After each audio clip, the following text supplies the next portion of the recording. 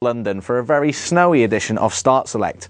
As you may have heard, the snow shut down everything in the British capital this week, but on the plus side, we did manage to make it out to Stockholm and be the first people in the world to play the new entry in the Battlefield series.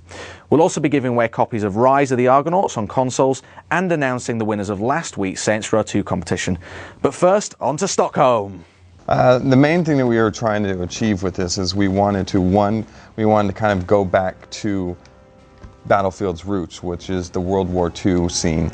We also wanted to deliver a really focused, accessible first-person shooter to players in a different way. And DICE is always trying to challenge the delivery methods on how we bring our games to our consumers and trying to give them the broadest and the most diverse offerings possible.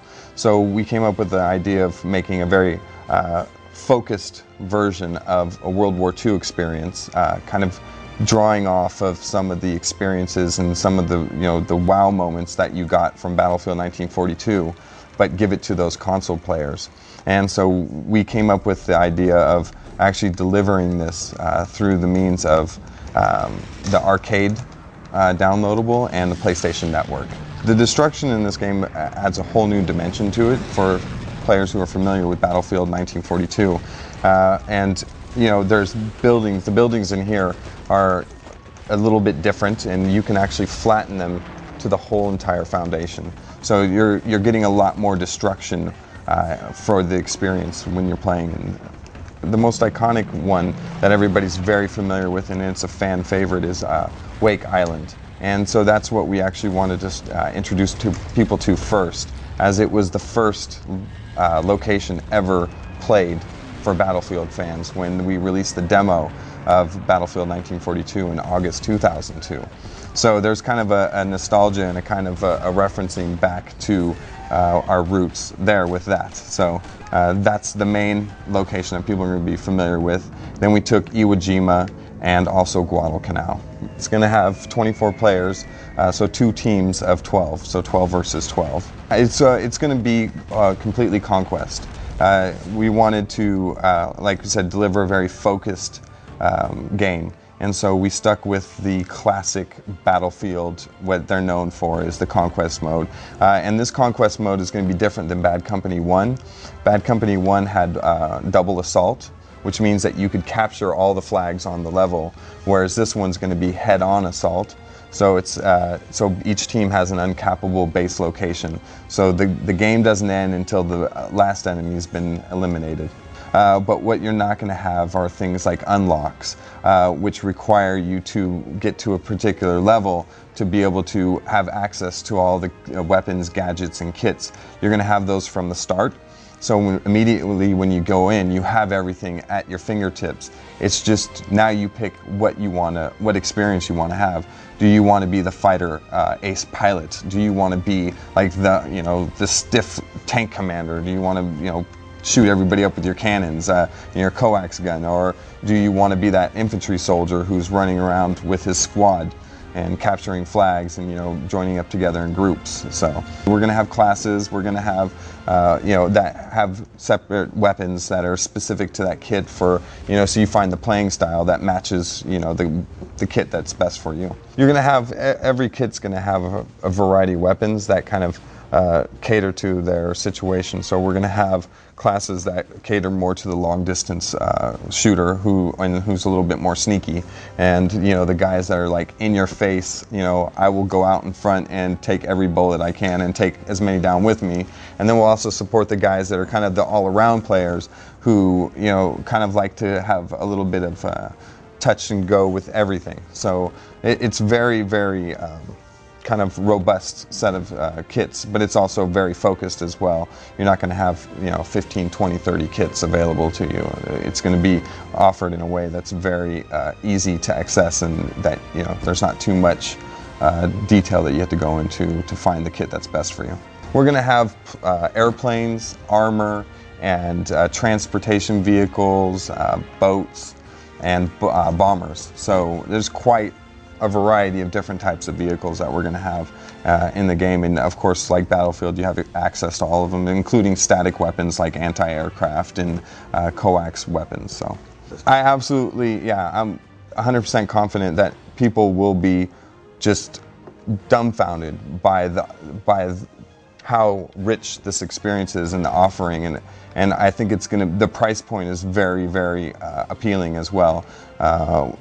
We don't have the exact details on the price point we're going to be at, but it's going to be at around the price of most premium offering and titles that are on the PlayStation Network and the Xbox Live Arcade right now. We will definitely 100% be at New York Comic Con, and the public is more than welcome to stop by, and they can get a hands-on. But I think there's going to be a long line, so they better come early and bring snacks. My name's Sean Decker, and I am the general manager of the DICE studio in Stockholm, Sweden. So DICE started many, many years ago with 4 guys, really from kind of more of the mod scene. They were working on Amigas, and they started off with a pinball game, basically. And that was really successful, and they figured out, hey, we can actually make a little bit of money from this. DICE started off in these very small offices, actually in the middle of town. Then we moved to a cigar factory in the southern part of town, which was owned by the old Swedish Match Company. And about 2.5 years ago, we moved to these fantastic location here. I think that for us, the most important thing was finding a great place for people to work. This building was completely empty when we got here. And so the great thing was it was a great opportunity, a great match. We wanted a really open plan. And so when you look at the studio, there's a lot of glass walls everywhere. And we break down those walls whenever we want to put a team into a particular area. Because we really believe that teams, sitting together really work the best together.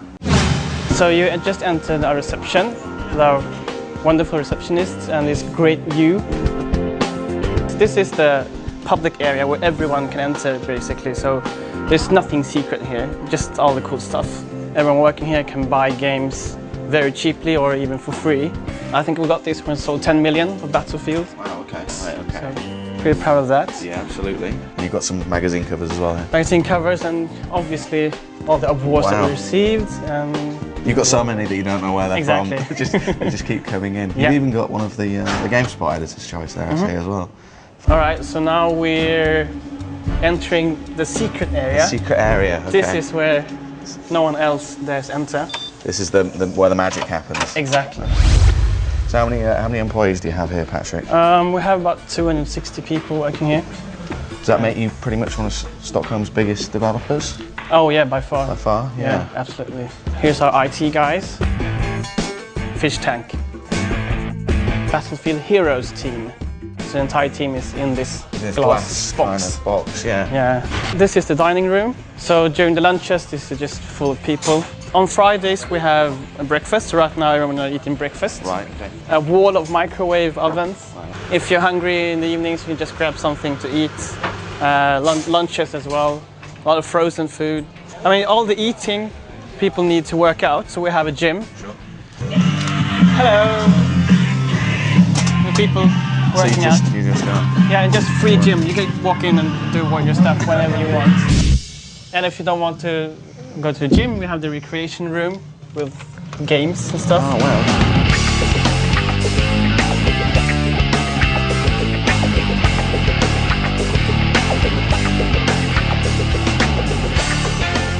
So, I mean, this is a typical sound studio here at DICE. We have 5 of them here. We do all the sound effects in-house. The thing is, the stuff that we actually need the sounds for, you can't just find a library with a specific thing on it. Like if you need like a World War II tank, the recordings of that, there aren't many at all. So you actually either have to find somebody in England or an enthusiast in Sweden and then just persuade them, say, look, please, can we come down and just record your tank?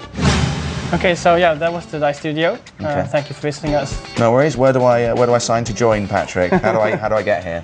I'll help you with that. Thank you. All right, it's competition time now on Start Select, and as usual, we've beaten on publishers' doors and demand they give us some cool prizes to give away. Last week we had 3 limited edition copies of Saints Row 2 to give away on the Xbox 360. All you had to do was answer this question. Volition, the developers of Saints Row 2, are working on another open world action game for THQ, this time set on Mars. But what is that game? Of course the answer was Red Faction Guerrilla, and the 3 people that we drew out of the lucky inbox were James Grantham from Brighton, James Newnham from Plymouth, and Matej Navarra from Surrey. Congratulations to all you guys. Enjoy shooting up the streets of Stillwater soon. This week, Codemasters have given us 5 copies of their new game Rise of the Argonauts, which launched on PlayStation 3 and Xbox 360 this week. All you have to do to be in with a chance of winning a copy is answer this question. Rise of the Argonauts is developed by Liquid Entertainment, and in August of last year, GameSpot did an interview with its president. But what is his name? If you manage to find the answer, email it to us with your name and address, plus on which format you'd like the game to competitions@gamespot.co.uk, and if you can do it before February the 10th, we'll draw the winners on the next show. Next week on Start Select, we'll be talking to the composer behind the Killzone 2 soundtrack, plus we'll be asking some of the biggest names in gaming what they're looking forward to in 2009. So we'll see you again in a week's time.